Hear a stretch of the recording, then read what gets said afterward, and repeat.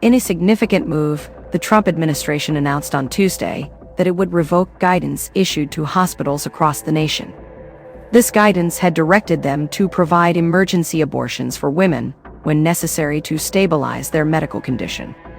The original guidance was issued in 2022, following the U.S. Supreme Court's decision that altered national abortion rights. It was an attempt by the Biden administration to maintain abortion access in extreme cases where women faced medical emergencies, such as the risk of organ loss or severe hemorrhaging. The Biden administration had argued that hospitals, even in states with near-total bans, were required to provide emergency abortions under the Emergency Medical Treatment and Active Labor Act. This law mandates that emergency rooms receiving Medicare funding must provide examinations and stabilizing treatment for all patients. Nearly all emergency rooms in the United States rely on Medicare funds. The Trump administration's decision not to enforce this policy has raised concerns among doctors and abortion rights advocates. They fear that women in states with strict bans may not receive necessary emergency abortions.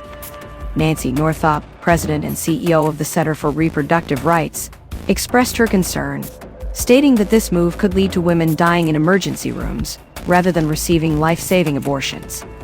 She emphasized that hospitals need more guidance, not less, to prevent them from turning away patients experiencing pregnancy crises.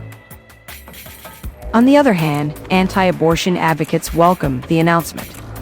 Marjorie Dannenfulser, president of SBA Pro-Life America, argued that the Biden-era policy was an attempt to expand abortion access in states where it was banned.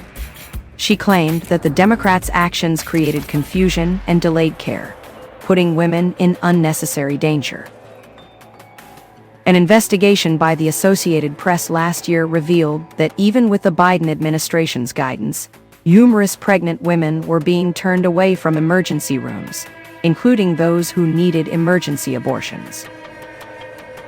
The Centers for Medicare and Medicaid Services stated that it would continue enforcing federal law to address emergency medical conditions threatening the health of a pregnant woman or her unborn child. However, they also mentioned plans to clarify any legal confusion and instability caused by previous actions. The Biden administration had previously sued Idaho over its abortion law, which initially only permitted abortions to save the mother's life. The federal government argued before the U.S. Supreme Court that Idaho's law conflicted with federal law, requiring stabilizing treatment to prevent a patient's condition from worsening.